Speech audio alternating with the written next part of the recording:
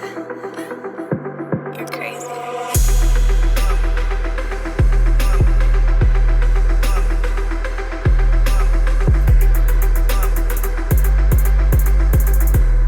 What's going on, everybody? Welcome back to another special episode of the Viall Files Update Edition. Update special, whatever you want to call it. We have a great show for you, some great updates for you. Excited to get into them. Just want to remind all of you update lovers out there, because we know you love a good update. We drop 2 more of these bad boys every month on Viall Files Plus. So, if you're starving for more caller updates, we got some juicy ones there for you. Go to Viall Files Plus. It's free to sign up. Check it out for 7 days. You're going to love it, but if you don't, you can always just get rid of it. But again, you get 2 more updates every month behind Viall Files Plus. I'm here with the household. Derek is on jury duty. Allie is sitting in Derek's desk, so we're a bit discombobulated today, so not everyone in the household is here. We're not sure if Derek's going to have the same opportunity to. He's in real jury duty, by the way, not fake jury duty. We think. I don't know. For all we know, maybe Derek could be the next Ronald. Derek, I could see Derek being an earnest Ronald. Totally. Anyways, he's there. We don't know how long he's going to be there. Could be just a few hours. Could be an entire week. Either way, Derek is doing his civil service. He's a civil servant. Civic duty. Civic duty. All right. We got some updates before we get to our callers. Boy, do we have some updates. So, do you remember our caller from episode 516? The infamous, shall I tattoo my ex? Get a tattoo in memoriam of my ex. Yeah. What a wild thing. We got an update. I did not end up getting the tattoo, Thank LOL, God. and will not get a tattoo about my ex. In hindsight, I don't think I was ever going to do that, but I just wanted to talk to someone about the feelings I was feeling. Thank you for indulging me. I'm going on dates with people I've met online and real life. I found that the hardest part about dating for me right now is finding the balance between learning from past experiences and allowing myself to learn about each person. The most terrifying part is voluntarily opening myself up to potential heartbreak and hurt from both sides. But all we can do in life is keep moving forward, which is what I'm trying to do. So, love that. Determined. Yeah. Yeah. Have there been things, because I feel like when she called in, she was dead set on getting this tattoo, or seemed very, it seemed like she'd ran it by a lot of people, all of whom were like, this is a bad idea. And she was still clinging on to it. Have there been things like that where people have tried to talk you out of it, or you've just been really no, I want to get it done? I mean, I mentioned this in my book, but I was going through a bad breakup and I convinced myself that I wanted to quit my job, go back to school, be a teacher. But it was really just to get my ex back. I mean, her grandfather was a teacher and she looked up to him, and, this was my first job out of college and she had broken up with me, and I think I either had it in my head that she thought I was too career focused, or she had mentioned that, I don't know. But yeah, no, I was I remember I had this epiphany, and then I called up my parents and we went to the Olive Garden and I wanted to talk to them about it, and I'm very convincing. So, and my parents are the type of parents, here, when I was 23, 24 at the time, they weren't there to necessarily tell me what to do. They didn't try to stop me. But, and no one really, I eventually was just I'm too money motivated. This is Not going to be the I right don't fit. want to be a teacher. But yeah, it was definitely something I looked back and was really glad I didn't end up doing. Yeah, I tell you two this all the time. I mean, and our callers, you never want to make a major life decision when you are feeling unsettled or in crisis mode, or not a good time to make some life-altering decisions. No. Which we often try to do because we that feeling of, we feel like we need to do something. We feel like we need to shift the energy in our lives, and we're tired of feeling a certain way. So we tend to feel like something big or bold is the right answer. Usually it's not. Yeah, I also feel like there's something about the way that when your life gets shaken up, and I've been thinking so much about the power of inertia recently, and just how once something is set, it takes so much to break the momentum of that, whether that's in rest or at rest or in motion, regardless of the direction. once you start doing something, it's so easy to just be doing that in autopilot. And so I think with these whole like crisis decisions, it's like I finally have a crisis that pushed me to the so far that I have to stop doing what I'm doing. Like it finally boiled over, the volcano finally erupted.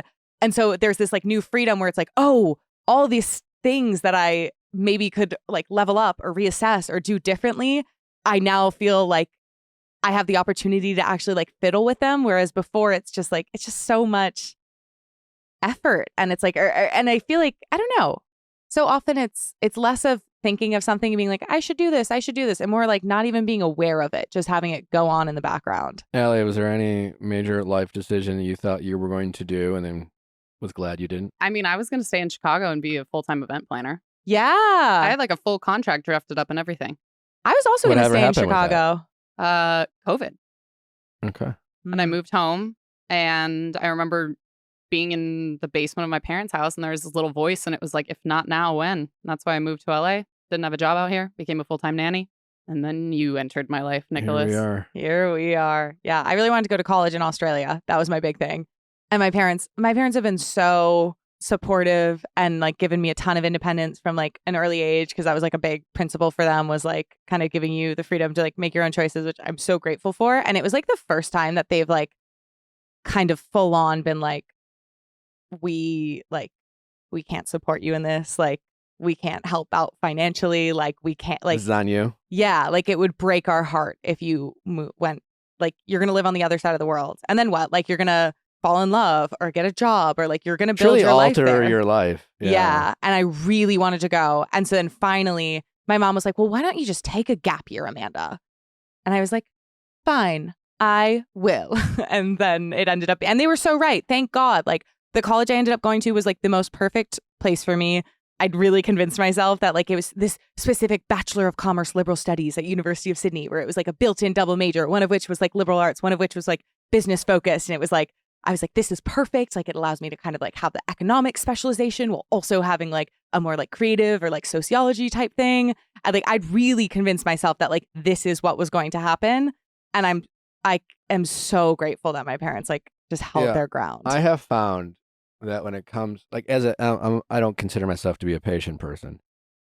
And most people aren't, I would say. But if there's something that you are compelled to do, whatever that is, whether maybe there's a voice in your head or you have to like convince yourself of this thing, or other people you have to convince, or you have maybe people saying, ooh, I'm not so sure. If you feel very impatient about it and like you feel like you have to do this as soon as possible, that should be a sign that maybe you should wait, because I feel like that impatient feeling is something internal it's your body saying, if you don't do this right now, you might never do that. And I feel like it's your subconscious telling you, that devil on your shoulder that wants you to get it done, but maybe knows long-term that feeling might go away. If you feel impatient, I think the best thing to do is to sit on it, wait a week, wait 2 weeks or whatever it is, and then come back to that feeling and see if you still want to do it. Because totally, we have this kind of like, I got to do it. No, I know I want to do it. And if I never do it, I'm not going to do it. Like if you ever say to yourself, if I don't do it now, I'm never going to do it, don't fucking do it. Because our choices matter. Small choices can have impacts on our life. And if you don't want to do it a week from now, then why should you do it now? To play devil's advocate, though, there's certain decisions where it's like to take the plunge is really hard. Like especially like I feel like we hear from callers all the time who are in relationships like where like the love is not, or like the love might be there, but there's no compatibility. Like it's not serving them anymore, and it's really hard for them to just like pull the trigger, which makes a lot of sense. It's like a challenge. And so with stuff like that, sometimes there are things where it's like you do kind of need to be like, if I don't do this now, I'm not going to do it. I'm going to procrastinate. I'm going to like waste more of my own time and my own emotional energy. Yeah, I hear what you're saying there. I guess it just comes down to, I guess, what that is. But when you say it that way, I'm the first thing that comes up is like maybe having the guts to break up with someone isn't right for you. Yeah. But I'm guessing in that scenario, that is a feeling you've been sitting on for a long time that you've been pushing down, not some like crackpot idea that just kind of came up and you're like, I just got this amazing idea and I got to do this. And you find yourself rushing through the process of like figuring out what's the best thing for you. And you just like have this like sense of urgency to do it, then maybe hold off. Allie, I feel like you're someone who's pretty good at resisting the impulsive devil on the shoulder. Would you agree? Like being impulsive? I just think you're good at being like contextualizing an impulse and being like, okay, but like, how does this fit into the larger picture? Is this a good idea? Like kind of like running the numbers on it a little bit more like. Yeah, specifically financial stuff for sure. I mean, I was really hemming and hawing. I was going to buy a Titanic signed poster in middle school for hundreds of dollars. That one was eating away at me, and I'm really glad I didn't do that. But yeah, I was really convinced that was going to be a great purchase. Oh my God, when you're a kid, you want to buy the dumbest shit. I wanted to buy like the whole season's worth of basketball cards. I just remember messaging this person on eBay. First off, why was I on eBay? And obviously you were negotiating. Oh, 100%. 100%. I was like trying to get them to like go down in price. And they were like, I would recommend borrowing the money from a friend. And I was like, I'm 12. Where was the internet parental controls? This was a different time in the internet. Yeah. It was a more wholesome time, I feel. Well, we have a great episode for you with some more updates. Again, we appreciate you all who listen to our show. We have an amazing Ask Nick out next Monday. If you haven't listened to Ask Nick this Monday, we have our special guest, Tinks, who is with us. It's a fantastic episode. Again, we're back on Monday with another Ask Nick and a great week for you lined up next week. Well, if you haven't already listened to G Flip's episode, it's fucking fantastic. We have a great Sweating the Wedding caller. Yeah. So if you're into, if going deeper, you're like, oh, I'm in it for the Ask Nick. Like you get a little slice of Ask Nick. Yeah, regardless of who our guest is, you get a little bit of Ask Nick in every Going Deeper episode. We always have a caller. Usually, whether it's wedding related, it's always relationship driven. Friend drama, relationship drama, whatever it is. So be sure to check out all those episodes as well. And as always, like we said, don't forget 2 other update specials every month behind Viall Files Plus. So be sure to check that out. Just go to viallfiles.com to sign up. You can listen to the episodes on Viall Files Plus the same way you listen to this very episode, assuming it's not YouTube. Also, in the comments, make sure we want to hear from you. What are some of the life things that you thought you were going to do that you didn't do? You're so glad you did. Or I'd love to hear from people who, regret a decision that they kind of wish they would have waited. We love to hear those stories. Pop off in the comments for all those watching or listening to this on YouTube. Also, very important programming note, because next Monday is Memorial Day, we want you to enjoy that Memorial Day. Have some fun with your families. Get outside. We are back with the Viall Files on Tuesday with Ask Nick.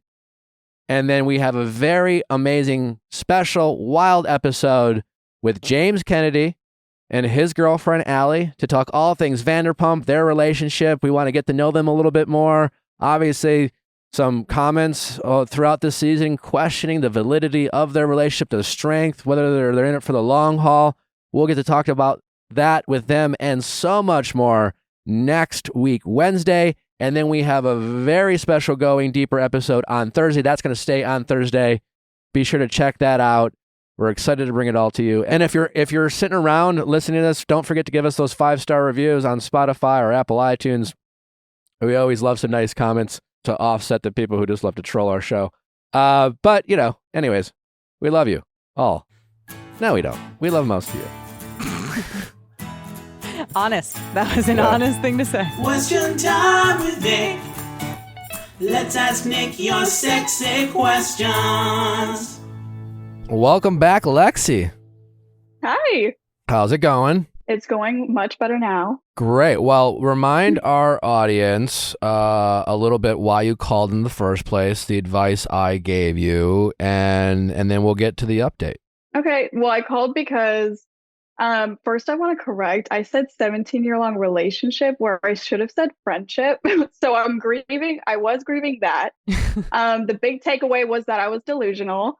And wanting to create a little fairy tale in my head. Your words, not which mine. Clearly. No, and that's okay. That's perfectly fine. I take full accountability for that. And I just walked away from it feeling much better that I was like romanticizing it and that it really wasn't as deep as it really is. But yeah, I should have definitely said friendship because still kind of grieving that, but in a totally different way now. So, Well, let's play a quick clip to remind our audience of that initial call. I am grieving the loss of a 17-year-old relationship, and I do not know how to move on. 17-year-old relationship. How old are you now? We met when we were 6. Okay. So we've been best friends ever since, and we're just like always had chemistry, always saw ourselves like being married. Our friends and family were always like, you guys are the ones, you guys are going to end up together. And it's compiled into like, situationships weren't a thing up until like a year ago. And I realized I've been in a situationship for so long. So he's never been your boyfriend? He was just recently. So we started dating in December and just broke up a little over a week ago. You need to stop with the whole 17 years narrative. No one's like having a hard time moving on from someone because they were friends with someone in kindergarten. You're grieving over Oh, totally. had we got together, we would have had such a great love story. And it's literally no different than me saying, well, if I would have found the love of my life on The Bachelor, then we would have had such a cool story to tell our kids how we met on a TV show and they would get to watch our love story unfold and yada, yada, yada, yada, yada. Like, who gives a shit? So instead of keep saying, well, I'm so sad about my 17-year relationship going to an end. I'm so sad about like losing my best friend. It's just like, hey, I had a really great relationship with this great guy that I've known for a long time, and we were there for each other for a really long time. But now I have realized that I've outgrown this relationship. I've realized that I want and deserve more in a relationship. And I'm excited about the possibility at my very young and youthful age at 22 to go out there and find something that I deserve. I'm super excited and proud of myself that I realized this at 22 and not 28. I am excited that I've had a really pretty generally positive dating history with men, and I've learned a lot, and I've learned about myself, and now I'm excited to go out there. That can be your narrative. And the more you tell yourself that, the more you will believe it. All right, so based off what I said, where are we now? Give us the update. How are you doing? Was my advice helpful? Did it ruin your life? Let us know. No, definitely didn't ruin my life at all. I like blunt honesty, so that's why I wanted to call in the first place. Where we're at right now, I felt kind of weird even like giving you guys an update because not much has happened. We haven't talked. It's been about 2 months now since we broke up. I have been talking to his sister, but it's really only because we are close. Like we've been growing up together, so it really wasn't different, talking to her. I haven't mentioned his name at all with anybody. And then she invited me to her wedding though in December. So the sister invited to, yeah. Okay. So I'm like wondering, is how do you feel about that? I don't know. I mean, I definitely want to go because I'm close with her. You're gonna run into him. Yeah, well, duh, he's literally like going to be a groomsman or whatever. But like, would I bring a date? I have like a guy in mind who's gorgeous. Is she allowing you to bring a date? Yes. Also, the wedding's in December, right? And typically you don't need to RSVP with your dates until around like the 6-week mark. So we have a lot of time in case that changes. Like she hasn't even sent out her invitations yet. So I know I have a boatload of time. I just don't even know if I want to, if it's worth, I don't know if there would be potential drama. If why would there anything were to happen? Why do you think there could be drama? Because he loves to drink. And so nothing wrong with that, but he gets aggressive if he's drunk. So I could see him, he loves to, when he's drunk, start a fight. So I could see him like either getting in my date's face or because the guy is that aggressive? That aggressive just enough to like provoke. So he'll start like, he would tap you and then like he would want to start a physical fight. What part of you wants him to create drama for you? No part of me. No. That's why I don't even want, I'm hesitant on going. Then I wouldn't worry about it. Okay. I believe you, but I don't believe you. I believe that you don't want drama. But I think there's maybe a subconscious part of you because the fact that like if he's dating someone, that would just be absurd.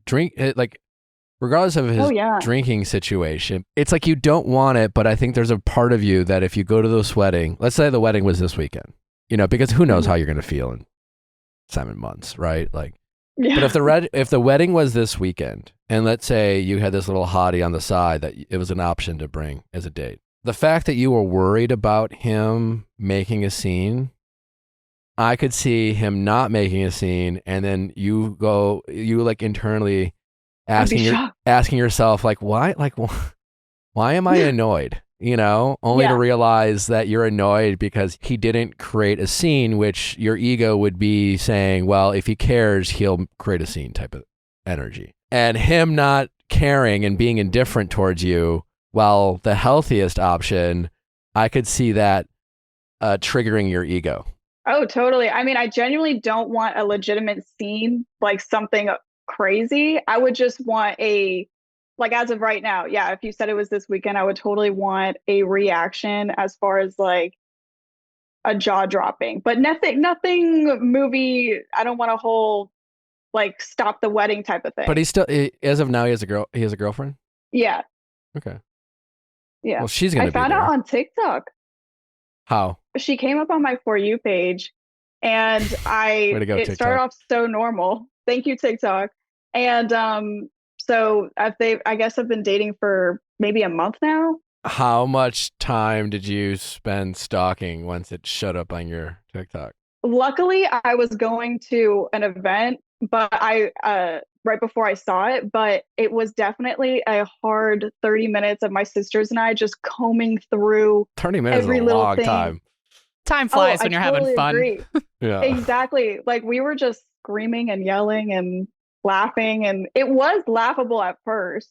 And then obviously the shock wore off the next day and you cry about it and then you move on. But now it's weird because I was watching him in these videos and it was like I don't recognize him at all. So it's almost like that version of him kind of died that I knew, and I don't even know who this new version is. So I hosted a little funeral in my head. There you If go. we want to be blunt. No, I think that's good. And also, to Allie's point, it's 7 months away. And truthfully, come wedding time, this really shouldn't be an issue. So if you want to go and you want to bring a date, you should be able to. And I don't think Yeah. you should worry at all about him. And if he happens to do something, that is just going to make him look real weird and really in a bad light to his sister. I would hope that he wouldn't do that. It's just like this new version of him is so hard to gauge because I don't know who that is, but I also I think have you all should stop these- worrying about who he is now. You're spending more emotional energy than you realize, I think. It's so weird too because this past month I haven't thought about him at all. I felt like I had a lot of I was mostly busy, but I just found out about this girlfriend maybe 4 days ago. Sure, So, which is normal. and then it popped all back up. And Yeah. I was like, whoa. that's going to happen. But Yeah. I just think in 7 months, I mean, it should really just be water under the bridge. And I agree. whoever he is, yeah, he's going to be a different person. He's going to have new, especially if he's dating the same person, maybe he's a different person by then. I don't know. But if he's dating the same person, that will be 7 more months of him kind of morphing into this, relationship. And, Yeah. ever since I've been dating Natalie, we mimic each other's behaviors. We have our inside jokes, Mhm. I have a lot more different interests. I literally am now a fan of country music, Oh, good. after going to Stagecoach. I don't think I'm like going to dive deep into it and become a super fan, but if you talk to ex-girlfriends and they saw me at Stagecoach having fun, they would, oh, what a different, but that's part of Mhm. being in a relationship with a new person, and if he stays with Yeah. this person, he is going to, change. I'm And it's I'm not not- your problem. That's the most important thing. I totally agree, and I'm not even thinking about the behaviors changing. I'm thinking about was he a narcissist and I didn't know it until now? No, I think it's not your job to diagnose this. He's not in your life now. Like, Yeah. What's the worst thing he did to you? I can't, that's the problem why I was having trouble getting over him for a second. And then you obviously get a new perspective a few days later. We were in a situationship for all of last year until he finally committed recently, and then we broke up. And so I think the worst thing was putting me through that and knowing where I stood, because I kept telling him so many times, and then obviously giving in. But and you then have he finally to, committed. you definitely have, and I'm sure that was a lot while you were going through it, but you don't have to be a narcissist to be in a situationship in which the other person's the one who wants to be in a relationship. It does, you just have to be a little selfish and self-centered. And I think we live in a world where we have a main character syndrome epidemic going on, where everyone, and that's why I think, honestly, why you see buzzwords like narcissism thrown out so much. Because when we're all thinking the world revolves around us, everyone else feels like a narcissist, because, we can't imagine how can they have this point of view, and yada, yada, yada. And while I'm sure that was emotionally distressful to be in that situation, it's important for you to take the responsibility for the role you played. And the role you played was, not enforcing boundaries, hoping, being delusional, as you said, certain things. It doesn't make him a narcissist. And this whole exercise of, was he a narcissist, and going back in your head to try to diagnose, as if, what good does it do you? Right. What it does is it keeps you emotionally invested, because you're just like, oh, well, I guess I was dating a narcissist. Do I need to talk through that? Do I need, this is a fucking selfish guy. I'm sure he had narcissistic traits, as we all have. I'm sure, been very self-centered, but this whole. Well, I am glad you say that. Yeah. Because I literally didn't start thinking of the word narcissist until the internet told obviously deep diving on the internet, when you get all sad one day and the algorithm. And someone's like, were you dating a narcissist? And it's like, did they think about themselves every once in a while? Did they ever make you feel crazy? I mean, listen, if you're in a committed relationship and you feel disconnected, you often feel crazy. You both have these strong points of view, and you have these strong feelings about a particular topic. No one's listening to the other person. You're not going out of your way to be connected. You're going to feel like that the other person's making you sound crazy. And you just feel that the other person feels the same way about you, because no one's listening. Everyone's yelling. Everyone's raising, it's like, that doesn't make someone a narcissist. And what would be accomplished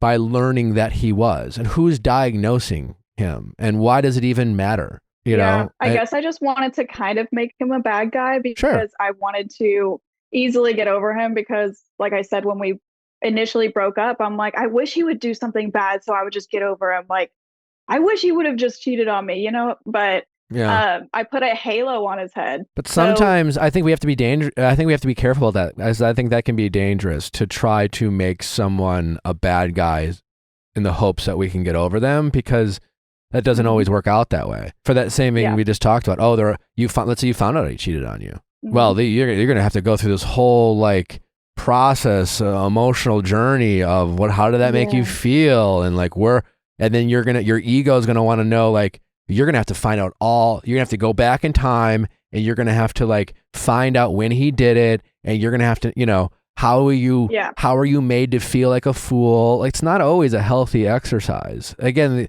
getting over someone is all about getting to a place of indifference and acceptance than indifference, rather, if you're going that way. But villainizing someone in your head just keeps you emotionally invested. So whether you put them on a pedestal or you kick them off the pedestal, you're still thinking about them. Listen, if you are caught off guard in a breakup, or you have if you're just stuck romanticizing about it and just you don't want to accept it, certainly making a list of all the ways that they didn't meet your expectations, or making a list of all the things that you hoped would change but didn't, that can be healthy. But going out of your way to make them out to be this horrific person in your mind, I don't think is always a healthy exercise. And I honestly think it can backfire in the goal of getting over someone. Oh yeah, it already did. I think just saying, maybe they're just not my person, Well, I mean, yeah, I already forgot what I was going to say, but pretty much I was so indifferent this past month. Found out he was dating somebody. I'm going to villainize him really quick so I can get over it faster. But it already did backfire because I was like, now I have to check in, like, oh, what is she doing? How am I different? I was already starting to compare myself, and so quickly, um, even this morning, I was like, what am I doing? Yeah. And so, yeah, I'm glad once again you keep saying all the right things. And so I am accepting of them. I'm definitely going to be indifferent about this from here on out because I've already seen the like backsliding that I've had in the past week, I'd say. I think a great exercise is just repeating to yourself, they're not my person. And if they're not their person, they're not meeting my emotional needs. They can't give me what I deserve. Thoughts like that, I think, are okay. And then if you have that thought, then you have to be okay with the thought that if they're not your person, they're going to be someone else's person. And you have to stop. That's okay. And that's okay, and it's not, you're not comparing to them. They're not your person, which means that you don't want them, that you have accepted they're not giving you what you need. Take away the whole idea that you weren't good enough for them. Don't let your ego creep up and be like, oh, no, babe, they rejected you. Like, get that out of your head. They're not meeting your emotional needs. And if they meet someone else, that's her problem, not yours. Right. It's not like, oh, what did she do to catch him or whatever. And and you have no idea. She literally could, for all we know, she has called this show to complain about him and we just didn't know it. That's possible. Wouldn't that be something? It would be something, and also would nevertheless still not be your problem. There is one thing that has been bothering me. Shoot. Because it came up on I never want to bash the other woman because honestly, she's gorgeous and she has no idea. She probably has no idea I exist. So, but she came up on my For You page again. And in the video, she was wearing one of my hoodies. And I was like, oh, you're wearing my clothes. It's not your problem. Yeah. It's not your problem. It's a hoodie. I want my shit back. Like all my other stuff that's still there. No, you don't. I want my shit back. No, you don't. No, you don't. I don't think you I really do want could. one thing. If you wanted it so bad, you would have gone out of your way to get it much earlier. The fact that you were reminded the fact that he has some things and that you don't get to go, oh yeah, I really want that back now. No, not like that. Not like that. I knew from the get-go, right when I got home, I was like, there's still all that stuff over there, but I can definitely live without those things for however long. Just knowing that she was in it, though, I was like, I don't want that. Just seems so weird to me. What is something that he has that you think that's possible you can't live without? There is an expensive Carhartt jacket there. Expensive what? Carhartt jacket. How expensive? Yeah. They can run up to like 120. And I'm not saying that's not like nothing. But is it worth your peace? Yeah. It's less than therapy. No, because the only way I was talking to his sister, I was like, can you just take it over to your house so I can come over and grab it? I think. Like I would not be involved. Yeah, but emotionally you would be. How'd it go? What did you talk about? What was it like? Blah, blah, blah. Maybe $150 is less than therapy for most therapists. So you can go buy yourself a new jacket and then not have to go to your therapist to talk about why, you didn't need it. You don't need this stuff. You don't need the hoodie. You'll get new clothes. And that could be part of the healing of, I was able to move on from these material items that are easily replaceable. A mild inconvenience for sure. It certainly costs money. And I'm not trying to say that like these things, like money isn't important and, whatever, but these are material items that you have been living without and you can continue to living without. And I just think the more examples you can give yourself of things that you can let go of will help you move on from this and just have it not be something that every once in a while, every other day, you get triggered or reminded by something. And it's normal for a period of time. But eventually, the cars they used to drive or the songs you used to listen to or the foods you used to eat or the restaurants you used to go to won't constantly remind you of them. You just won't care. And to do that, you have to let go of these thoughts of, oh, she was wearing my hoodie or I had left this jacket or whatever it was, or just let it all go. Okay. It's like a bug bite. Like it's itchy as hell. I would totally be thinking about my jacket and be like, are you fucking like I would want to itch too, like to my core. And it's like one of those tricky situations where it's like the only way the bug bite goes away is if you don't itch it. So it is like so natural to want to itch it, but it also I think is that much more impressive when you don't do it. And you're like, it would be so easy for me to get wrapped up in this and to let this take a little bit of energy, even though I don't want to let it, but it definitely is. Like, so to be able to let it go, like it is definitely like a tricky kind of war against your brain's natural inclinations. But like when you get to the other side of it, it's a really big accomplishment. That is such a good analogy. I loved that analogy. It's like 2.5 years There's with no Nick. way she knows about the hoodie, the hoodie's yours. She wouldn't wear it if No. she did. God, no. I mean, I would hope not, but it does look good on her. I will admit. Yeah. So yeah. Block her on TikTok. Oh, I did. Yeah. I can't. I don't like that she's popping up on my For You page. I just want to let the whole thing go. Like, yeah, the history was hard to let go of, and I'm still in the process of doing it, but I definitely want to. I've already felt myself. I don't have like sleepless nights. You know, I'm less anxious with everything. That's good. Yeah, listen, it sounds like you're definitely healing, and you got a mild setback finding out he has a new girlfriend, and you know that's normal. It's understandable, but don't let this kind of fully like bring you back to keep the progress going. You know, don't relapse, so to speak. He can't resurrect himself. He ain't Jesus. Like he died in my mind. So we're moving on. Yeah, and as far as the wedding goes, I stopped thinking about the wedding. She hasn't even sent out invites. So I actually haven't thought about it. The people in my life keep bringing it up, and I'm like, can we worry about that? Well, I would be willing to bet that you're bringing it up to them or just him more than you realize. So I think any friends that you think might be bringing up the situation or the wedding, just politely say, hey, I'm really working on just moving on. I guarantee you they'll be appreciative because I'm sure everyone around you thinks that you probably could move on. And if anyone is enjoying talking about the drama with you, just say, hey, I'm really just trying to like not talk about, not think about it. I'm trying to just move on emotionally. You'd be doing me a huge favor if you could just not mention him to me or anything like that. I'm sure they will oblige, but like you have to go out and ask them to just to politely not do that stuff or not bring up the wedding. Like anything as it relates to him. Obviously the bride, if she wants to talk about her wedding with you, make it about her wedding and not her brother.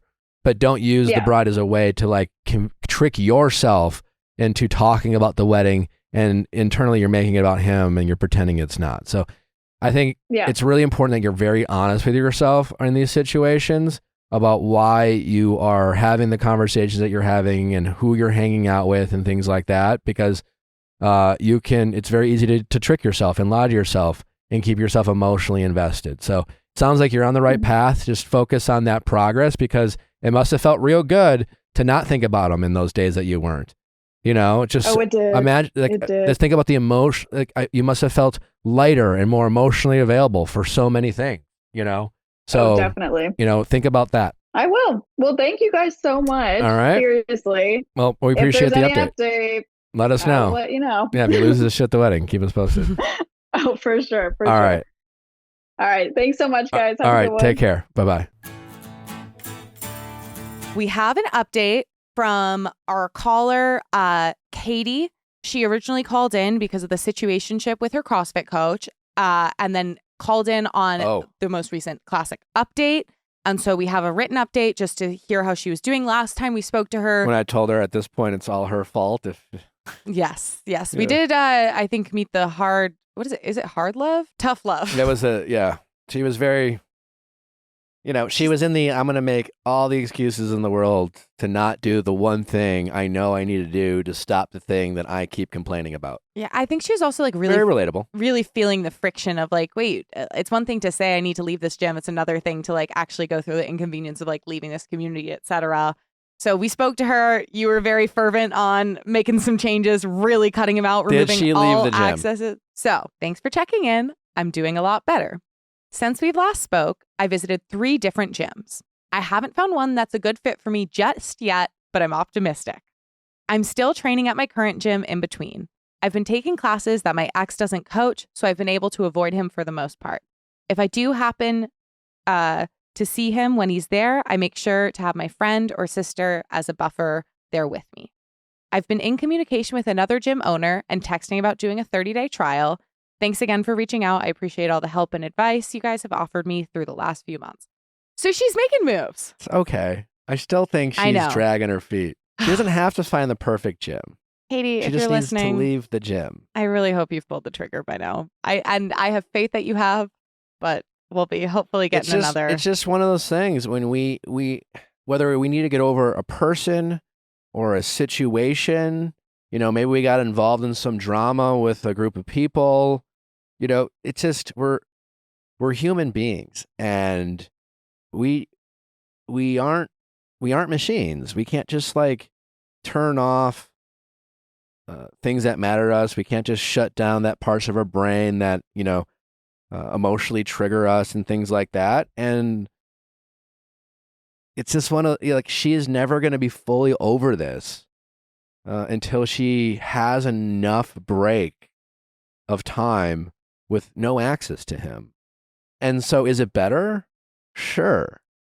But she even said she still runs into him. She still sees him. She has to, think about it. Think of the emotional energy it takes for her to go to her sister or her friends, and you need to be that buffer, or just the emotional energy to know that you might run into your ex. And every time she steps foot in that gym, it takes such emotional energy. That keeps your body in your mind stuck in that mental space. And until she frees herself of that,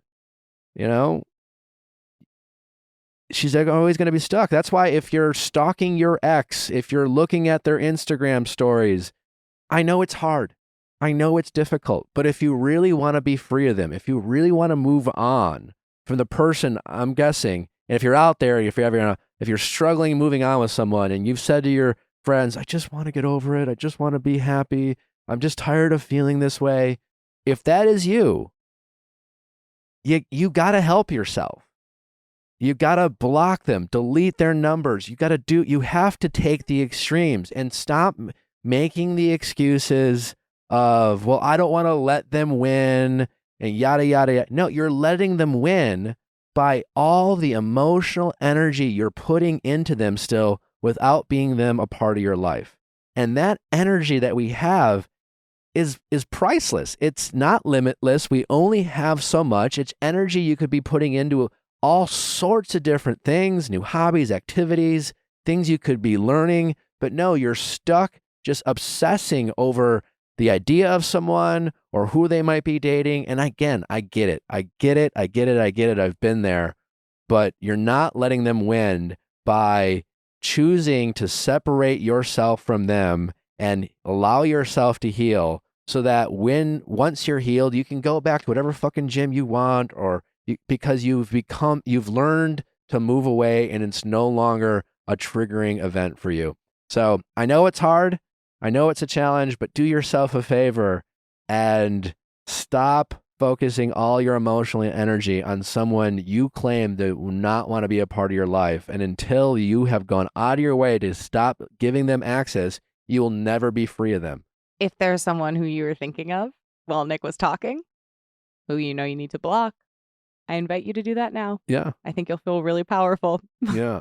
It's just one of those things that we waste so much of our energy and time on people that we know aren't healthy for us, that we say we want out of our lives, et cetera, et cetera, et cetera. And that's time you'll never get back. We can never get back time, And the thing we waste the most in our life is our time and our energy on people that don't ask for it or don't deserve it. And it's up to you to stop wasting it. Welcome back, Madison. Hi, Nick. Hi, everyone. How's it going? It's going. Things are going very well. Very different from when I last called you back in November. Let's play a quick clip to remind our audience of your first call. We have a written update from our caller, Madison, originally appearing in episode 507. She called in discussing the prospect of breaking up with a boyfriend who she was currently living with and sort of financially dependent on, and she didn't know how to go about navigating this situation. I'm Madison. I'm 25, and I'm considering breaking up with my boyfriend and moving out. But one, I don't know if that's the right thing to do. And two, I'm also a little financially dependent on him. And I don't know how much that's weighing into my decision making. I mean, long story short, he's kind of thinking, he's like, okay, we either shit or get off the pot at this point. So that has just like led into a bunch of other little fights. And I don't feel like I'm being loved to how I deserve to be loved, if that makes sense. I feel as though I'm the one doing a lot of the pursuing to him right now and trying to make sure he's happy, where in turn he knows what I need. And I don't think he's really giving me any of that. Yeah, and I definitely think you should think about it. And I think I love that you guys are going to couples therapy. And I don't think you're in a position to make a rash decision anytime soon. But I also don't think you need to be dragging this out for months either. Exactly. I also think while it might be wildly inconvenient and not ideal, and there might be some like tough choices and some nights maybe sleeping on a mattress without furniture, you can do it. So Madison updated us and wrote, "Hi there. Long story short, my ex and I are breaking up. May I just add, the breakup was his decision. When I was on the show, Nick recommended I write him a letter. I didn't end up writing a letter, but that night we spoke and I pretty much said what the letter would have said. That is when X pretty much said he thought we should follow through with the breakup. I moved into my parents' house and he moved all of my stuff into a storage unit. I had to find a new roommate and new apartment. I have embarked on this pretty intense healing journey, which has been paying off. X and I are in no contact, which has been hard. In brackets, I had to ignore his texts. But yet, just found out yesterday he is seeing someone new, using seeing loosely as it's only been 2 months post-breakup. I'm still living with my parents and will move back to name of U.S. city in mid-February." So why don't you give our audience a quick update about the call, your first call? What were you calling about? What advice did you get from us? Yeah, so I called back in November, right before Thanksgiving. I was kind of in a state of limbo with my boyfriend at the time, my ex-boyfriend now, current boyfriend at the time. I didn't know if we were going to break up, if I should have initiated that breakup. I was a little worried because I lived with him. He was 10 years older than me, financially dependent on him. I was scared to kind of make that jump. And I just didn't feel like at the time I was being loved how I should be loved. And it was just a lot of confusion going on. And I was kind of scared to make that jump from being in a relationship to being single. And there were like a few other factors that I was just like really confused about. And pretty much the advice that you all gave me, and Nick, it really resonated with me. What you said was, no matter what happens, like I'm strong enough to walk away. And even though it's scary, and even though I may have to be, you gave the analogy of when you lived on your grandma's sofa, like everything will work out and everything will be okay. And that really just resonated with me. And I was like, okay, like whatever happens, it'll be fine. And then we ended up breaking up. It wasn't my decision. I really wanted to go in fighting and try to like make the relationship last. But he ultimately just said that he didn't think we were compatible. And I was like, all right, well, there's my answer. I think I would have stayed a lot longer and I was kind of willing to fight. Like I really didn't want the breakup to happen. So we broke up in November. I went home for Thanksgiving. My parents live like 5 hours away from where I currently live. So went home for Thanksgiving and he moved all my stuff, put everything into a storage for me. I lived with my parents for 3 months. We didn't talk. We didn't see each other. I moved back to my current city, have a new apartment, have a new roommate, kind of creating this whole new life for myself. And that's where you're at now? That's mostly where I'm at now.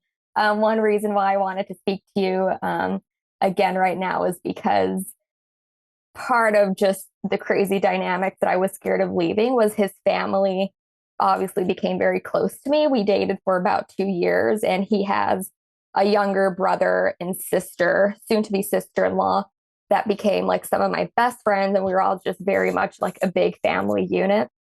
And brother and sister-in-law are getting married in a month. And I was asked to be a bridesmaid before the breakup. And up until recently, I was like, no big deal. Like, I will be fine at the wedding. My ex is the best man. Like, I was totally down to go and just suck it up. But as of like last week, I'm like, I don't think I want to go to this wedding and put myself in that situation. So what are you going to do? I need to talk to my friend. I'm actually planning on seeing her tomorrow. And I just want to let her know, like, I don't think in my healing journey, being there is going to help me. For context, it's a very small wedding, like 70 people, I think. And it's going to be at my ex's mom's house. She lives on the beach. So it's very much like I'm walking into this house where Sure, we had yeah. holidays as a family. And it's just, And how often are you talking to the bride these days? I mean, we go to Orange Theory together, so I'll see her a couple times a week, but we A decent we very amount. much have a friendship outside of the relationship, and I'm friends. She should understand this, right? I mean, I think I would hope so. And she has been very understanding, like whatever you when's need the to feel wedding? comfortable. June 3rd, so like in a month. Okay, it's coming up. Yeah, so you should let her know sooner than later. But yeah, listen, it's pretty simple. Honored that you asked. I really want to be there. I really do. But I have made a lot of progress. Getting over your brother, as hard as it is to admit, is really hard. You know it. It's been challenging, but I've made a lot of progress. And I honestly just don't think, I know it's your day. I want to be selfless, but I just think it's going to really set me back. And I'm not going to do anyone any good. So I just don't think I should go. She should be able to understand this, That's what I want to say. My only fear, and I know this is more so my ego talking, which I kind of wanted to walk through with you, is the breakup happened. It's been just over 5 months. I'm like, should I be strong enough to be able to go to this wedding and just be there for my friend? It's sad that I'm going to forget the ex and all that. I'm going to miss one of my good friends' weddings. I'm sad about that. But part of me is should I go and be there and just forget my ex and just be there for my friend and all the other people I'm friends with? Or should I really just be no, I'm not going. I'm sorry. Well, it sounds, based off your words, you think it'll set you back. It'll fuck with you. And that's okay to acknowledge. You're not completely indifferent yet. You've made a ton of progress. And you're right. It's a very intimate setting. You're going to be kind of on an island. You're not bringing a date. It's just going to be a very emotionally taxing wedding. And yes, it would be very selfless of you to go. But you're not going to make or break her wedding as long as she doesn't allow it to happen. It's a complicated situation.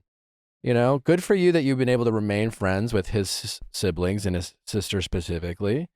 But that is a lot, And as your friend, all she needs to do, she doesn't have to like it, and she can be sad and disappointed, but she should be able to understand it. Yeah, definitely. And I'm pretty sure she will be able to understand it. And part of me is frustrated at myself because truly, when I accepted this and in the midst of the breakup, December, January, and when it was really hard, I was okay, should I just back out now? And back then I was come June, come May, I will be fine. And now May and June is here. And you could say, listen, I feel bad because I probably should have told you earlier, but I really thought I would be okay. And I'm just trying to be honest with myself. I just won't be.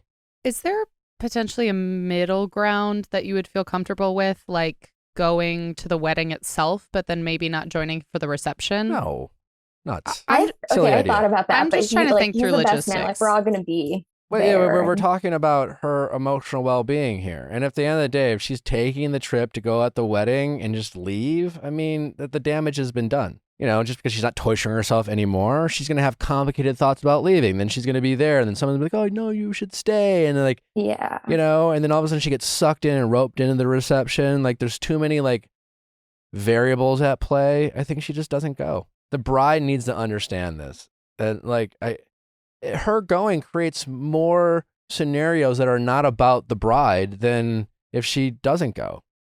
I think it's also for peace of mind to do the due diligence of running through all the various options on the table of being what if I just went to the reception? What if I just went to the kind of going through all of that and then being okay, none of that works. Okay, I should feel really confident. I've done all the math, tried to think of every possible way that there might be a compromise in this situation. That's just not really feasible. And so here I am, kind of landing on that point, but having peace of mind because you've considered other things. Yeah. And I will say, Nick, I've been an avid listener to this pod for a while, and I read your book, and really it wasn't until I guess I spoke to you in November when I really started paying attention to what does my ego want and what is actually right in the situation. And I think up until last week when I came to this decision, my ego wanted to be at the wedding, to be look at how good I look at Sure. how much your family loves me. This is do you regret it now? And up until I ran into my ex last week, and I was just ugh, this isn't fun. I don't feel good about it. I was you know what? my ego wants me to be there to have him miss me, which isn't going to change a darn thing. Like, if he hasn't missed me up until this point, him seeing me in a pretty dress is not going to change anything. Like, me not going is what is right in my healing journey and what is just going to be right in the long term. Like, Well, good I'm for only going to feel shittier. yeah, good the for you wedding. for having that honest conversation with yourself. And you're right. Yeah, I mean, don't tell your friend that No. that's why you really want to go. But you running into him is a great excuse as to like why you're letting her know now you got caught off guard. But yeah, I don't think you need to do the whole mental gymnastics of figuring out a middle ground. For like, there's no middle ground when it comes to knowing that you putting yourself in a situation just might fuck with the emotional progress you've made. You know, because there's no half doing this. You know, you want to not see him, right? You want to not be worrying about what he's thinking about you. You want to not be like invested in like, you know, everything you just talked about. And the only way to ensure that you don't do that is to simply not go. Yeah. And that's pretty much where I'm at. And I think a second like caveat of this question is I obviously really love my friendship with her, but it's proven to be hard. Like, Yeah. in my email to you, I mentioned they bought the house like a stone's throw away from the house that I lived in with my ex. So they lived right across the street from him. So It's a challenge. Yeah. I mean, listen, breakups are hard for a lot of different reasons. And the residual part is the friends and family that kind of come with the person that you were dating when you break up. You know, we want to stay friends with our exes and we want to stay friends with their siblings and their parents. But like, yeah, I mean, I've had some very serious girlfriends that are no longer in my life. And when I was dating them, I was close with their parents and I was close with their siblings. I got to know their cousins, their aunts and uncles. And, you know, now they're not a part of my, they're strangers to me now. And, you know, it's sad. how do you navigate? Like, how do I get there without being like, I don't ever want to talk to you again? You just kind of let it play out, you know, like you guys are going to live your life. She's about to get married. She's going to be preoccupied. She's going to be busy. You say you run into it, Orange Theory. Yeah. Keep that relationship there. It could be like drinks after working out, but you can keep your distance without making it feel like you're rejecting her. And again, I think she's going to be busy with stuff too, and will just run its course. But I think most people in your situation, for a lot of reasons, including ego, they try to be resistant to the fact, no, I could be friends with them. You stubbornly, well, I'm not going to lose a friend over this just because I lost a partner. So it's like, no, I'm going to. You go out of your way to be friends with these people and they're friends with their siblings. And, you know, and it's understandable why. But maybe you just accepting that you're okay with the possibility that it might just be healthier for you to like let any distance that can come naturally without you putting in more effort, just accepting that that's okay. You know, maybe you're not the one who's constantly reaching out. Maybe she's not your go-to for, you know, the invite to a concert you got tickets to or whatever it is. You invite other friends, you know, and if she invites you out or you see her at working out, it's like you can't talk to her, but I'm just saying like, you don't need to go out of your way to stubbornly to make sure you don't lose this friendship because you don't, you know, and I think it'll all just play out the way it should. Yeah, no, I agree with that. And what you said earlier really hit home for me about being resistant to like letting go of friends. And more specifically, when I moved back to the city, I moved back into the neighborhood that I lived in with him. I lived here before I met him, and I was very resistant to be like, I mean, I very much was like, I moved here before I even met him. Like, this is my neighborhood. It's my HEB. It's my, you know, all this stuff. And I was very resistant to moving. So I moved back. And I think after being here for a couple months now, I've realized like, it kind of sucks. Like, I run into him at the park on a walk a couple of times. And anytime I'm driving anywhere, I'm like, oh, hope I don't see him. And like, that's been really hard to come through. And I was pretty stubborn about that back earlier this year when I was figuring out where to move. And it's kind of proven a biting the ass at this point. Yeah, these are all very valuable lessons that you're learning, and good for you, again, for acknowledging it, because we often make life more difficult on ourselves emotionally by kind of stubbornly insisting that we're capable of doing something when, you know, no points are awarded for, you know, this type of stuff. You know, things take time. You tried it, you know, but acknowledging that, you know, next time you have an opportunity to move to a different neighborhood, maybe you take yourself up on that opportunity, you know? Yeah, I'm like trying to break my lease at this point. I just wanted to get your advice on one more thing if we have time. Sure. As I mentioned, I've run into my ex a few times on the streets and stuff, and when I'm going on walks, and we shared a dog together, so he's always with our puppy, which is like super hard to see. Yeah. Yeah, it's tough. And I would say up until I see him, I'm like, screw him, like the pain he put me through, all this like shit that I've had to gone through, like I hate him, that feeling. And then I see him and it's like, hey, like, how's it going? Like we chit chat and everything's fine. We don't talk about the relationship. But then I have to say goodbye.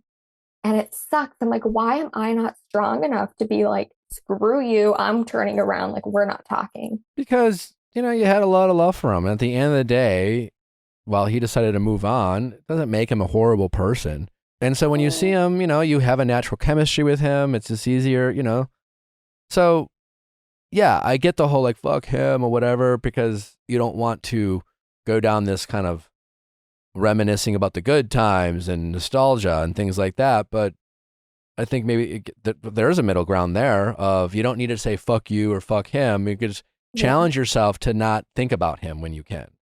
You can be mindful, but like, oh, I'm thinking about him. Like, I need to stop. What else can I think about? You do but that. It's not, okay, so not even necessarily like this anger I have, but it's indifference. And you brought up that word earlier. I would say I'm pretty much 90% of the time have this indifference of him. But then when I see him on the streets, why am I not strong enough to quite literally be like, I don't want to talk to you right now and just walk away? Because you're caring, you still care about what he thinks about you. Yeah.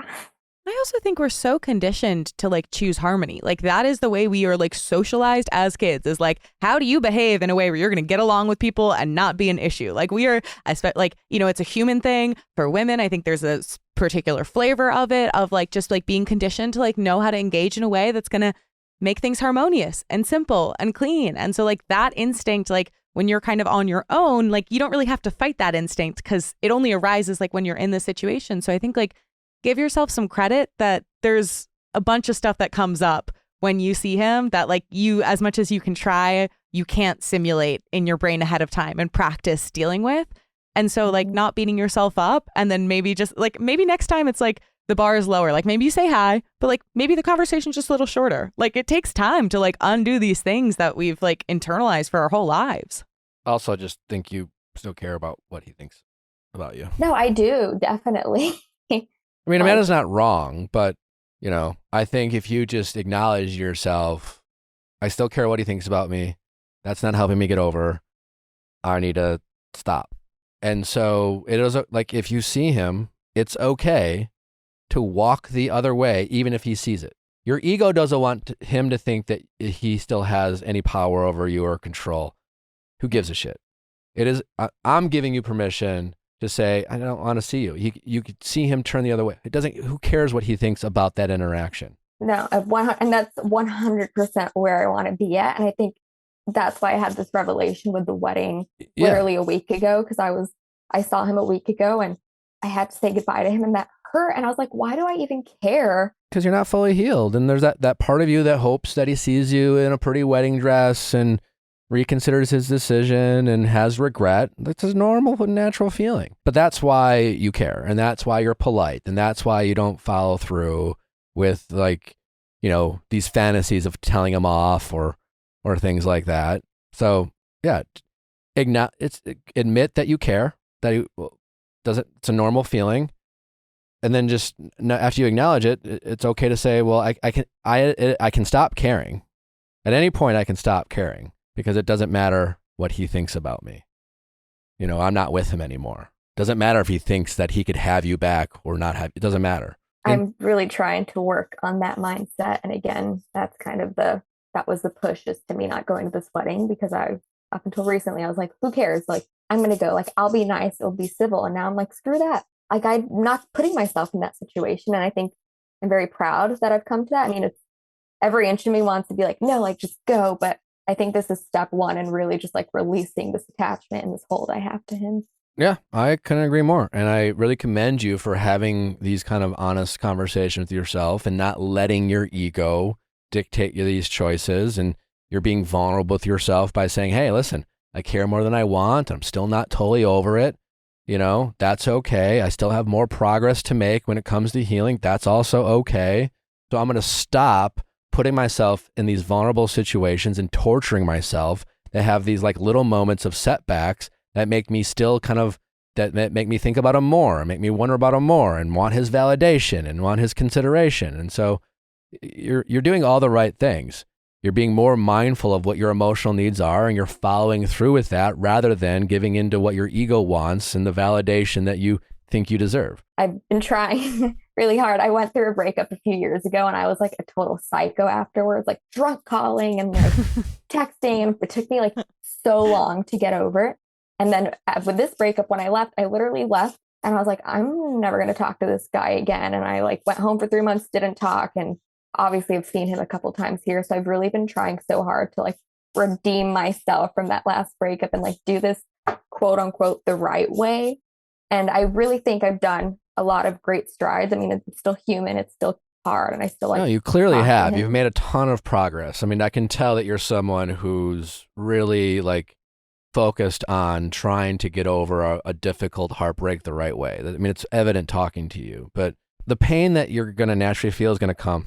It's just how you process that pain becomes not necessarily easier, but you don't sit in it as long. You know, you don't unnecessarily torture yourself.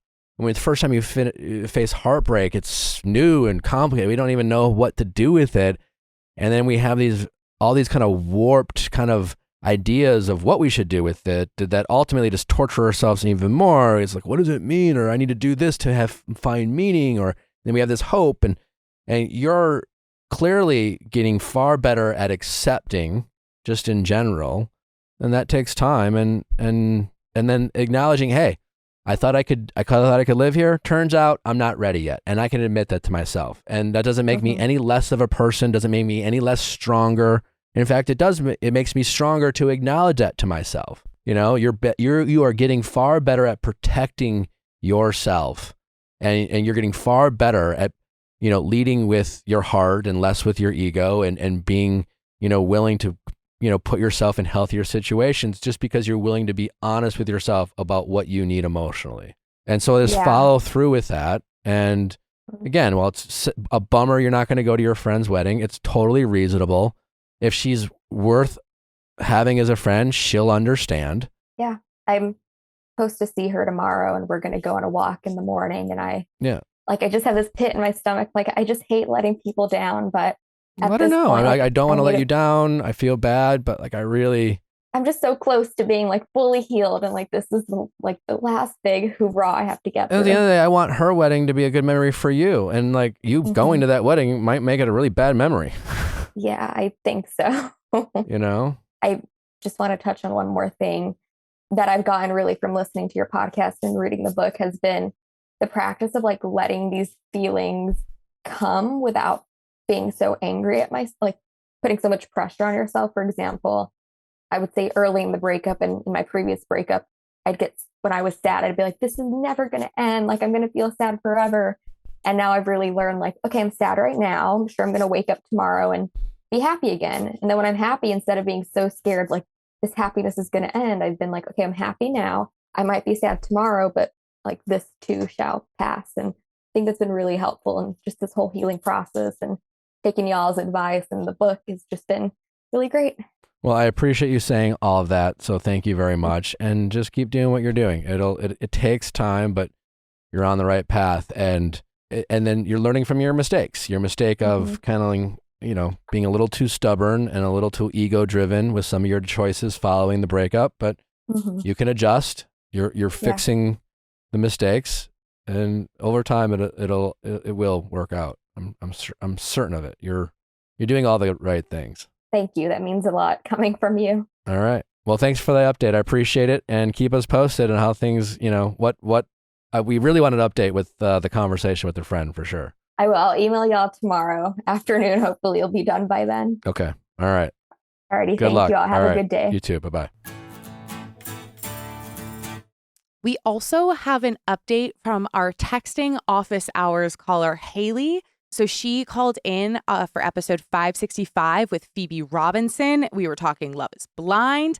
And she called in because way back when she had a boyfriend, she had a meet cute in the laundry room with a guy from her building who they had like a little moment. And when she came back to get her clothing from the dryer, he'd left her a note. Yeah. Do you remember this? Yeah, one? what Okay. happened? What happened? So now that she had so when she called in, she was like, I'm single now and I want to shoot my shot. I know it's been ages. Yeah. But like, Didn't we send him a text? yeah, we sent him a text with a picture of the note. And what was the message we sent? Something about... Okay, so she includes that in her update. So she says, thank you so much for checking in. Great speaking with all of you. Truly the highlight of my week.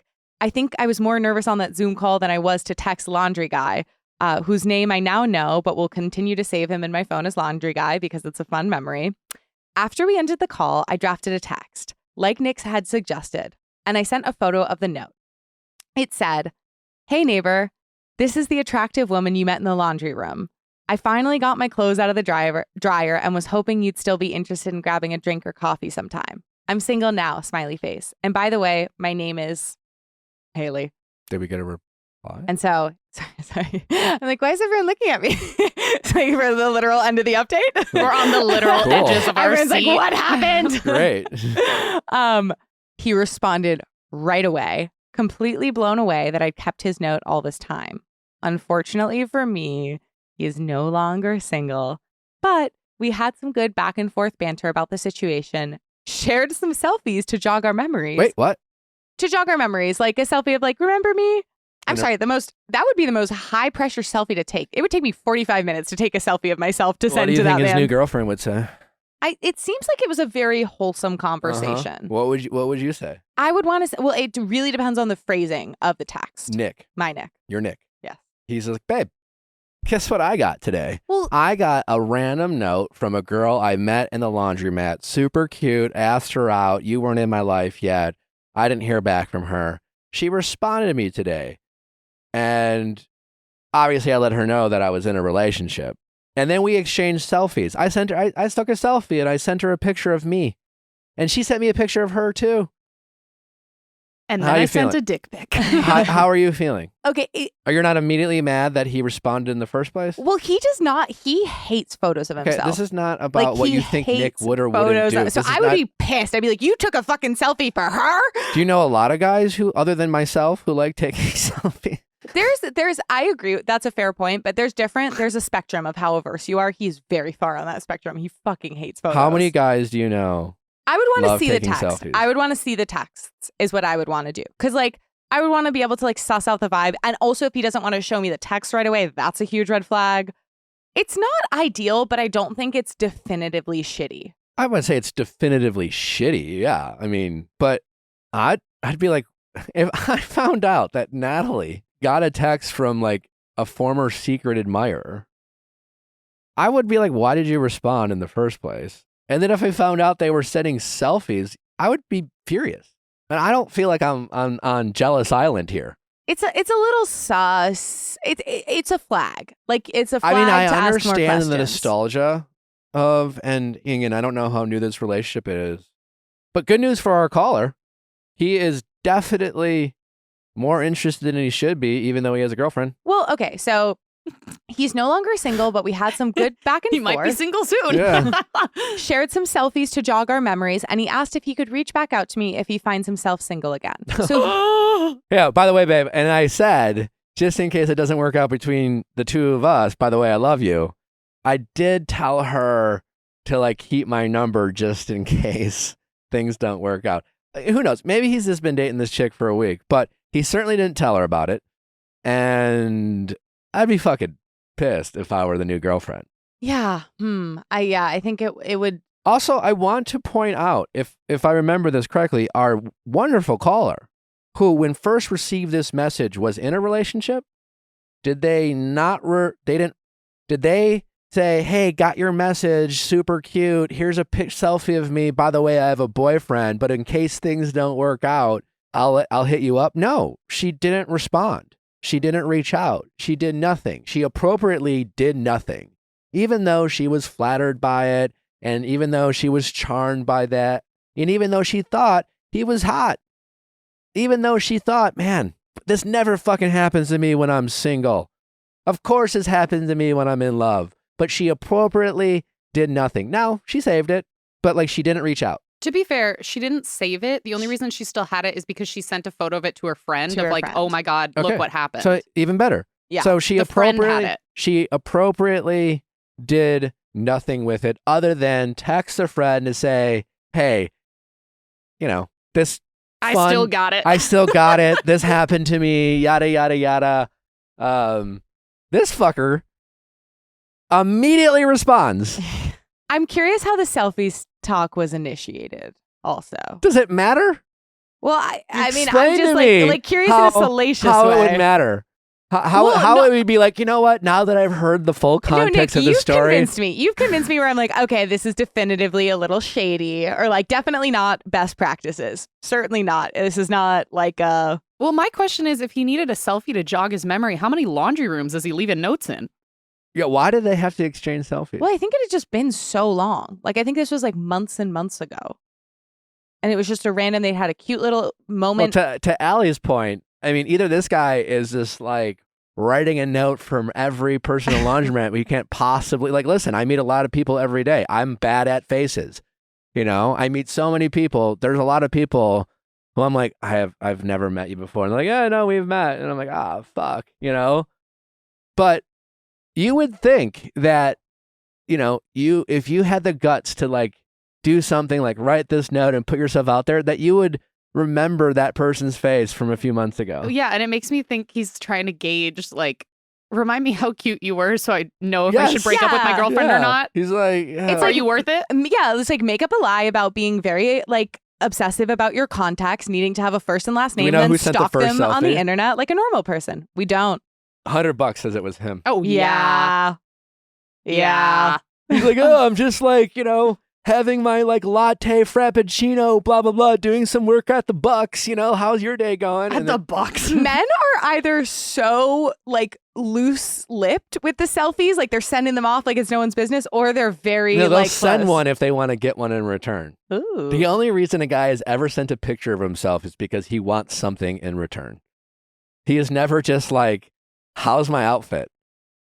I mean, if you're in a relationship with someone and you like, I'm just saying like, yeah, they want something in back. And usually it's similar to what they're willing to send you. I think I wonder if it's like the rom-com of it all is making them both behave a little worse than they would have. Well, I don't know if our caller really did anything other than maybe not clock the fact that he Yeah, you're right. didn't he's not representing himself very well as boyfriend material. I think it's fucking suspect. Fucking Anyway, I'm suspect. glad he wrote back, but he's a little sus. He also almost certainly will. He's not marrying this person. But if it doesn't work out, I'll let you know. She'd be pissed. Welcome back, Debbie. You're the next Hi, Nick. contestant. How are you? So good. How are you? What's new? What's going on? I'm not so great. We will get into that. There's been quite a lot of development since last time we spoke. All right, bring us up to speed. So this is your second update. And last time we talked, you were dabbling in the dating women arena. Yes. So I was dating a man and a woman and deciding which one to go with. We said it was like the final rose, like who would get the final rose. And And so I ended up dating the woman, continuing to go with that. okay. Did we offer any advice with that? You did. You said to kind of be in the moment and to not get in my head around every little thing. Like when that guy changed his profile while we were dating, like to not really get into it and kind of just enjoy the moment, since I was on that date looking at his Hinge when he was in the bathroom. Gotcha. Let's play a quick clip from your previous calls. Welcome back, Debbie. Thank you. I'm excited to be here. Yeah, excited to have you back. So last time we spoke, you had a great date. It was like a coworker friend or something like that. A fun hangout at a basketball game. Yeah, so it's this was a from basketball game. A little and, make out. and you had a little make out, and he was great. But then afterwards, he sent some over-the-top texts that that kind of gave you the ick? So I responded back asking him what a tryst was to be like genuinely to see what he would say to that. But anyways, he's kind of like game over, no pun intended, basketball. Okay. But I do have a new development. We moved on. since We fired then. him. Okay. We have someone new. We've moved on. Okay. Well, we have a couple people. I went on a date with this guy a few times. It was scary for me to get no red flags. So then he went to the bathroom. And then as I do, I went on his Hinge profile because we're still matched. We matched on Hinge originally. And to see if he's any like updates on it while we were seeing each other. And he updated one of his pictures to a picture I took of him, which is, so I know he's like active on there. Why are you going on his Hinge profile in the middle of a date? You're looking for issues. I agree with you. Okay. I am in therapy for this. Yeah, it's all right. Yeah. No, I mean, the current situation is actually not a guy that I'm seeing. So, okay. Yeah, so I'm actually seeing a woman. Wonderful. In this new update. And it's just kind of a different scenario where I'm not getting any red flags like this. It's like a different experience for me. I would definitely come back with an update if you will have me back. Yeah, keep us updated. Absolutely. And let me know what you think of the book. We want an update for you because I feel like you're the Bachelorette and you're down to like your final two people, and I want to know who gets your final rose. We're down to follow your story, Debbie. All right, so where are we now? So I dated this woman, and it's been like a couple months, and it was honestly very solid. I was feeling really confident with myself, and I actually even told my parents about it, which was a big deal for me as well. So this kind of like meant a lot to me in a lot of ways.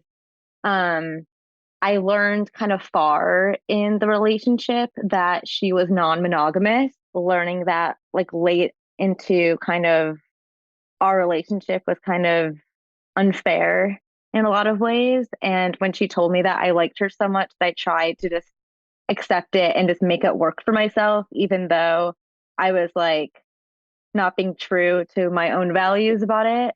And yeah, I got really in my head about it, and it ended up turning into be a disaster. And so I'm calling because I'm like not over the situation, and I feel like just like moving on. I feel like it was So like you're no longer dating this woman anymore.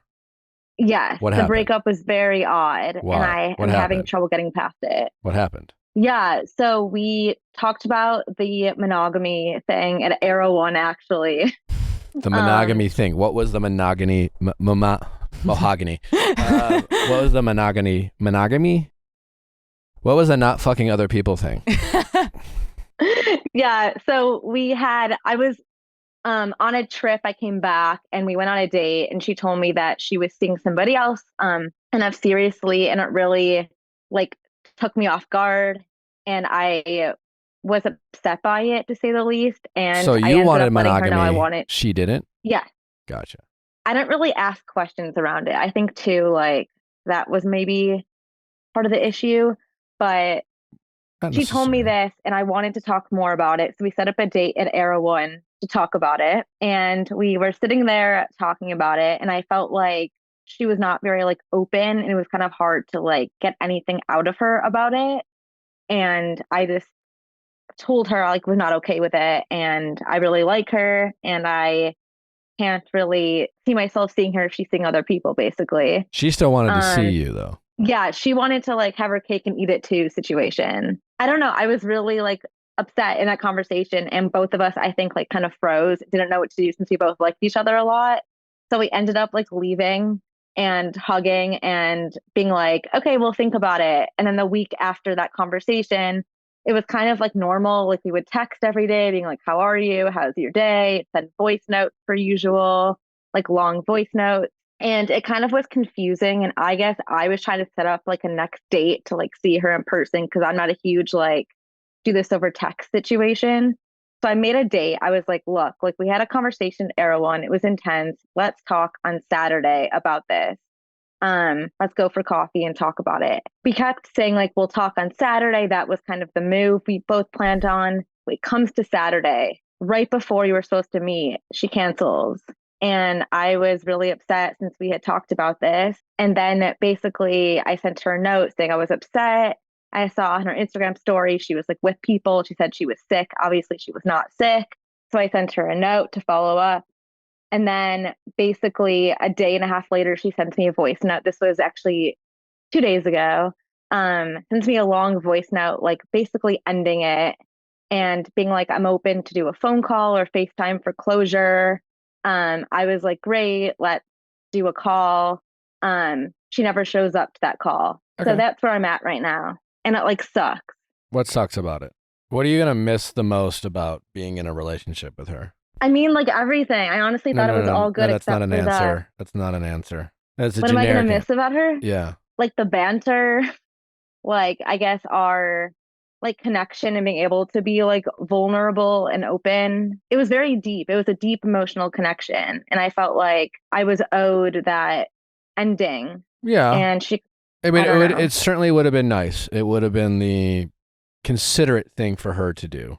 I mean, what other than just the ability to have some nice conversations are you going to miss? The physical, the emotional piece, kind of like you're able to like have fun. And I don't know, I guess a lot of elements I saw, like she was very driven herself. She has her own like side hustle. Yeah, she has a lot of great qualities in her, and it was all very attractive to me. And I mean, I came out to my parents about it. Clearly, like it meant a lot to me. Sure. I'm just like, I'm upset. And this how is the first woman ended. you've ever dated? Seriously, yeah. That in itself, I would imagine, could be kind of intense and new. And the fact that you were rejected by her, I can imagine that might fuck with you. This is all to say, like, you know, maybe you just got to give yourself some time and some grace. You know, most breakups are shitty, and rejection sucks. And when we're rejected by someone, we do this weird thing like put them on a pedestal. But I'm just wondering if maybe it's just more everything that you're sad about and the fact that she was inconsiderate during the breakup and things like that. But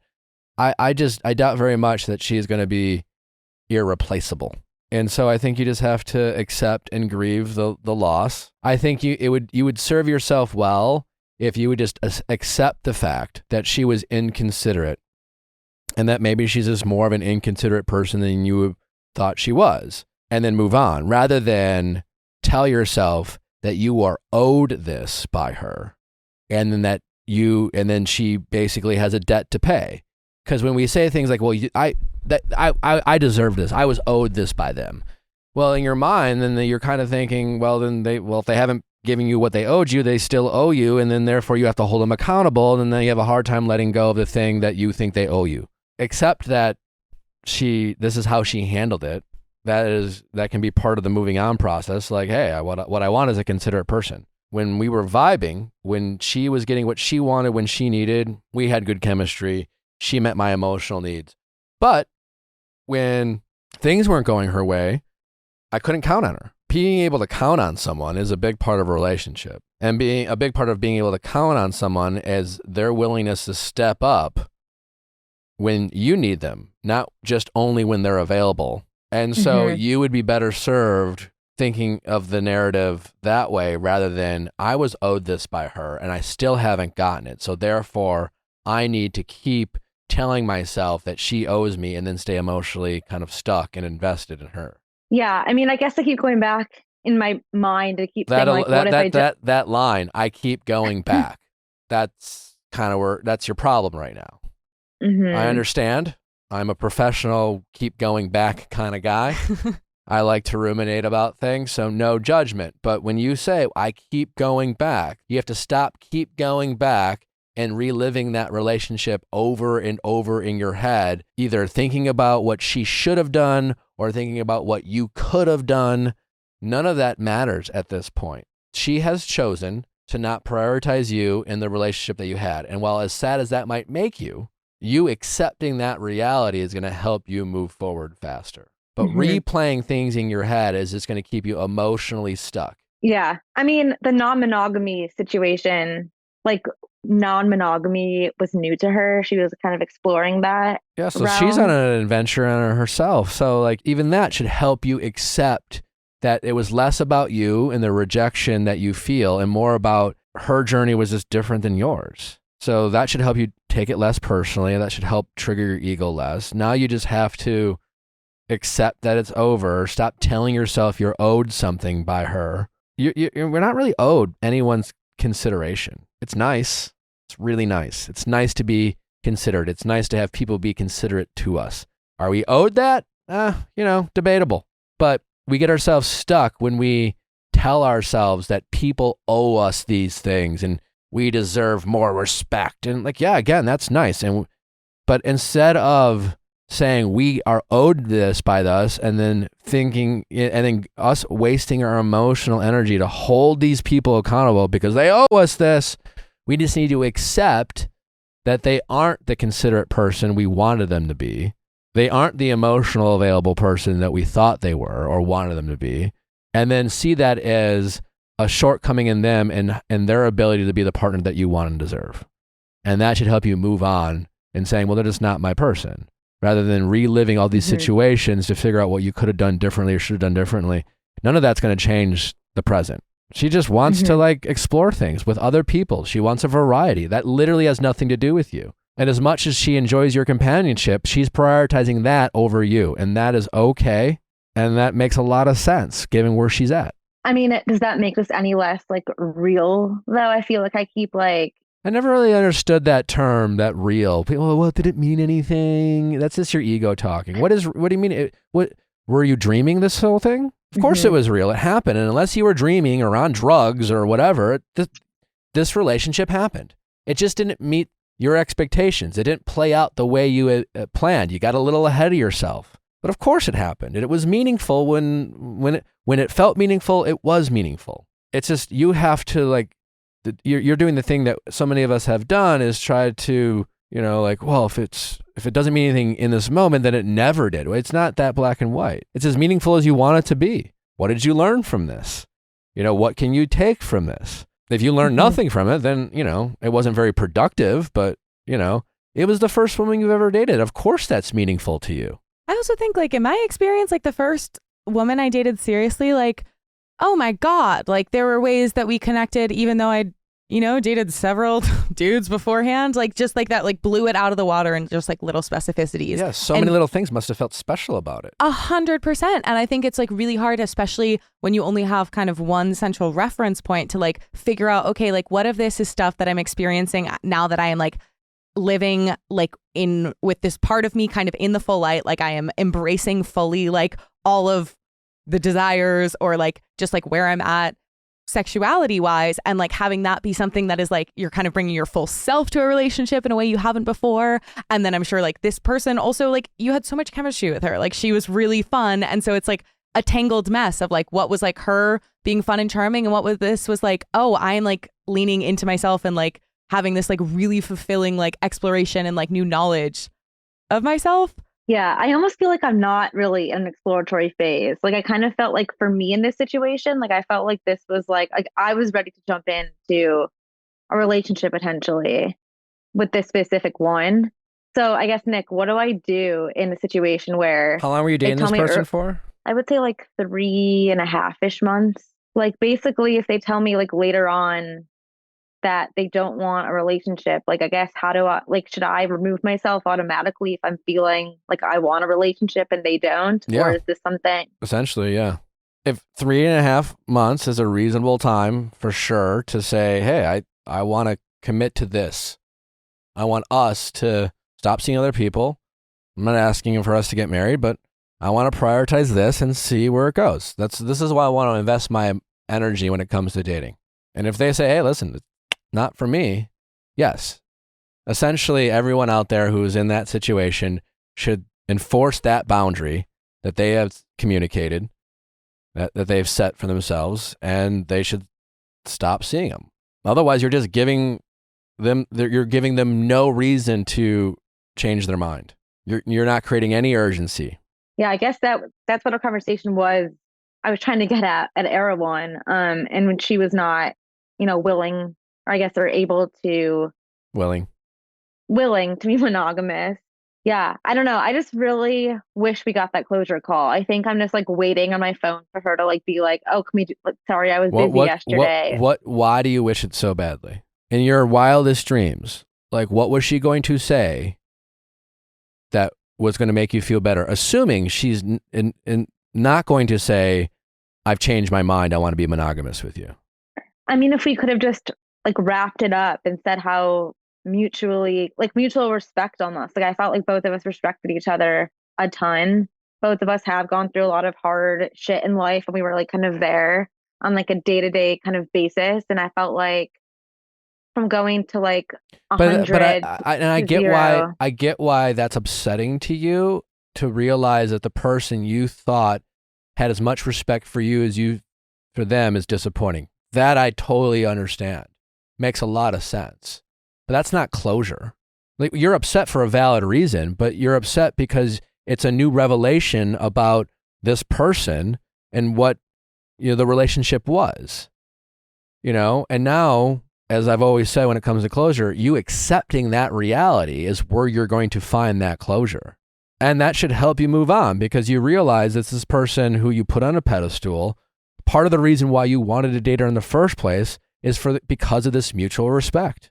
It's also like, what's the most reassuring thing that she could have said that would kind of make you feel more equipped to date in the future? Like, what's like something that she could have said that would have made you feel like, okay, I kind of understand what happened a little more. This makes me feel the least freaked out and terrified of dating, and like people can change at the flip of a hat, and like vulnerability is a fucking nightmare in this scenario. Like what is that thing that what is that explanation that she could have provided?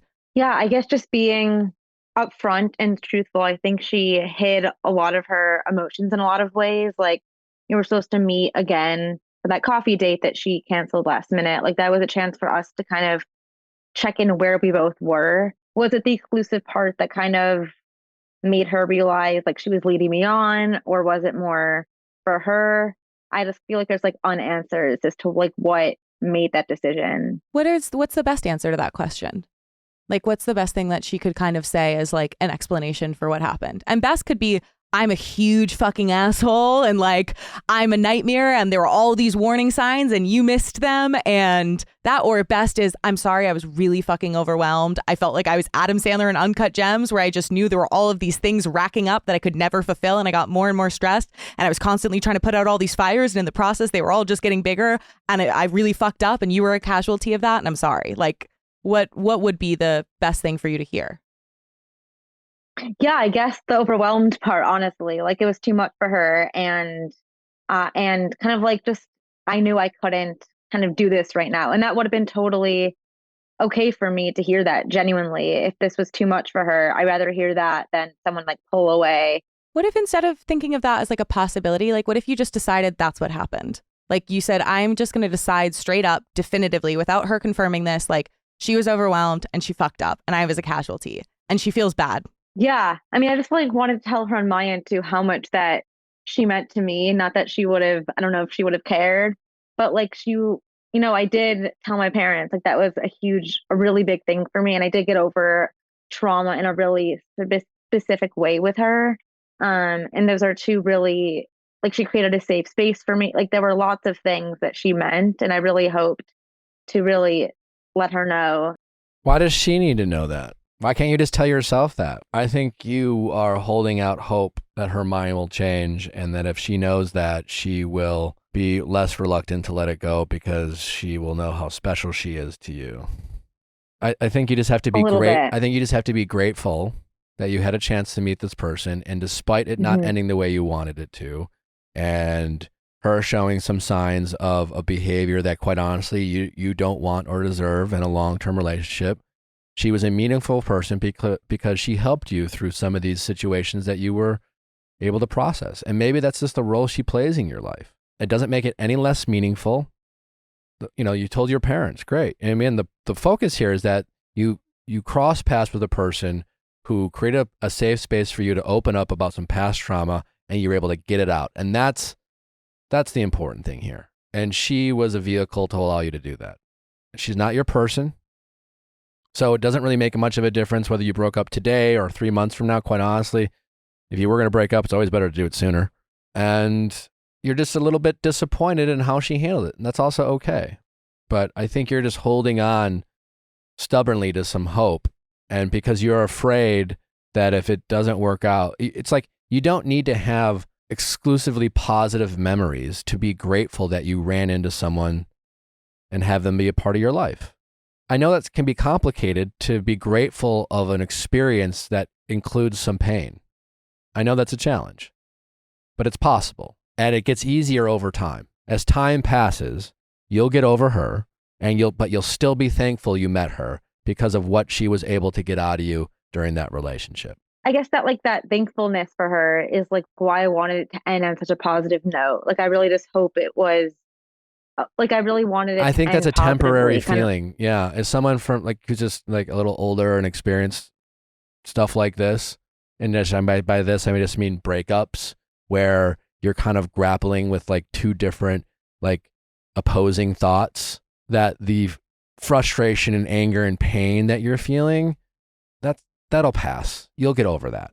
The gratitude will stick around, and it will be easier for you to be grateful for her as time goes on. And I just trust me on this, is that you do not need her to break up with you in the best possible way, whatever way that you deem is the best possible way for you to be able to be grateful that you met her in the future. You just might have to be a little patient. And in the meantime, you're just going to have to try to accept that she's not the person, she's not entirely the person you hoped and thought she was.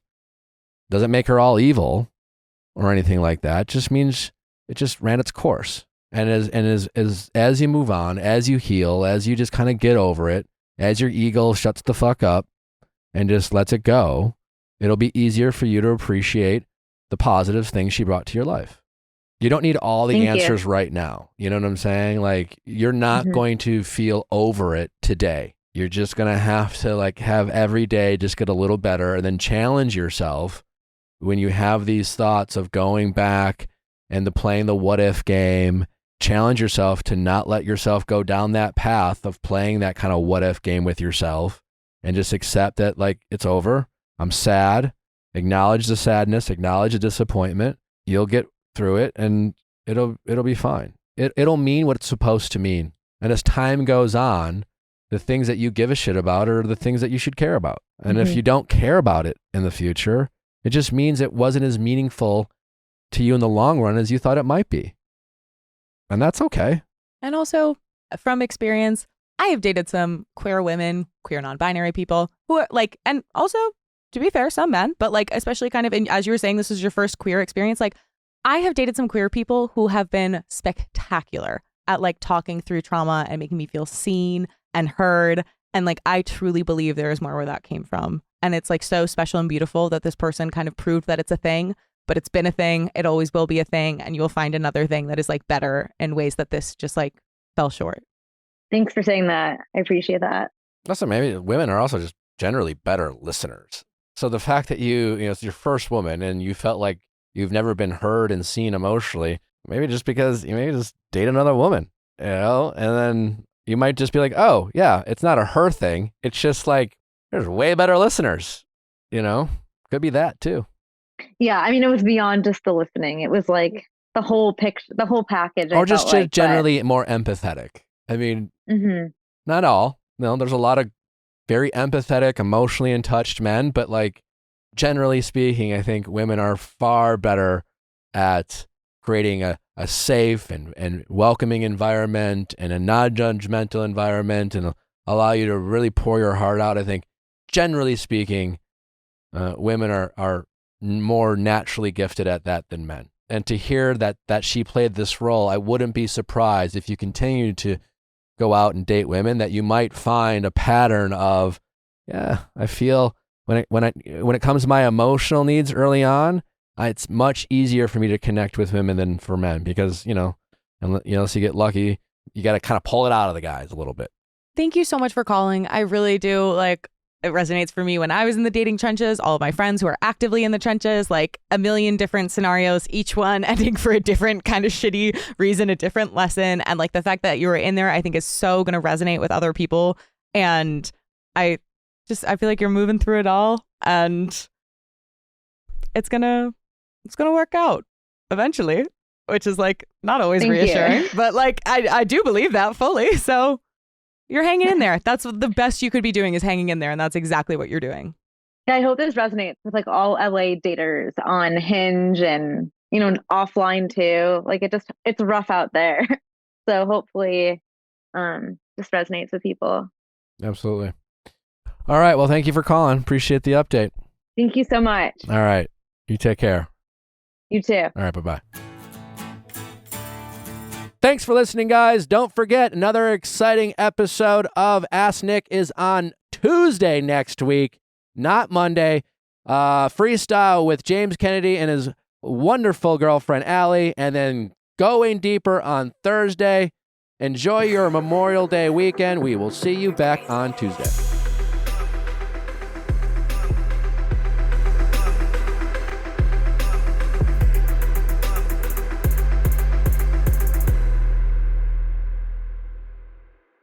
Hey guys, if you loved what you listened to, make sure you hit that subscribe button below. Thanks for listening. We'll see you next time.